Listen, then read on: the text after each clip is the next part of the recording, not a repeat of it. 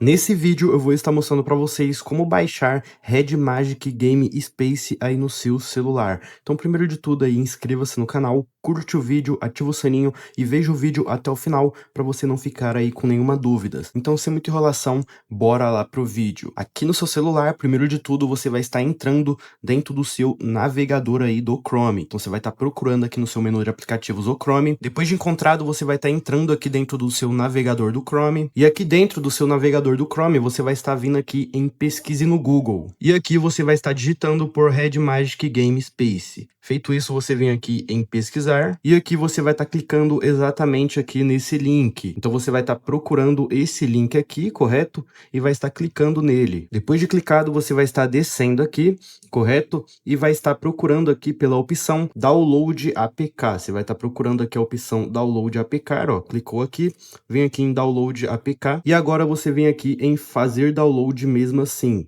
Clicou aqui, ó. Já vai estar começando aí fazer o download, acabou de baixar, agora a gente vai estar saindo e vamos estar entrando dentro da nossa Google Play Store. Vamos estar executando aqui a Google Play Store. Aqui você vai estar vindo em pesquisa, vai estar vindo aqui em pesquisar, vai estar pesquisando aqui por ZArchiver.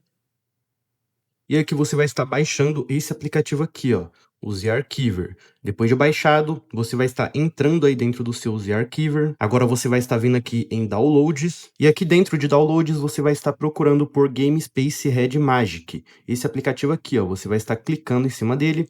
Vai estar vindo aqui em instalar. Aqui você vai estar marcando essa opção mesmo, instalador do pacote.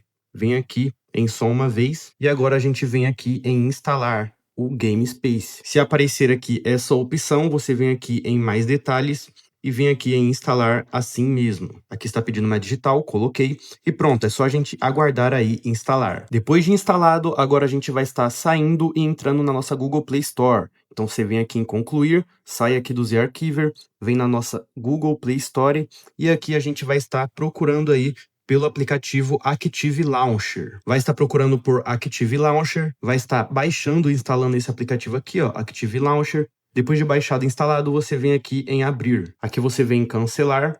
E aqui agora você vai estar vindo aqui nessa lupinha de pesquisa. E aqui você vai estar pesquisando por game. Depois de pesquisado por game, vai estar aparecendo aqui, ó, Game Space. Você vai estar clicando aqui e aqui você vai estar clicando nessa primeira opção aqui, ó, Game Space Active. Você vai estar clicando aqui e aqui você vai estar vindo em iniciar atividade.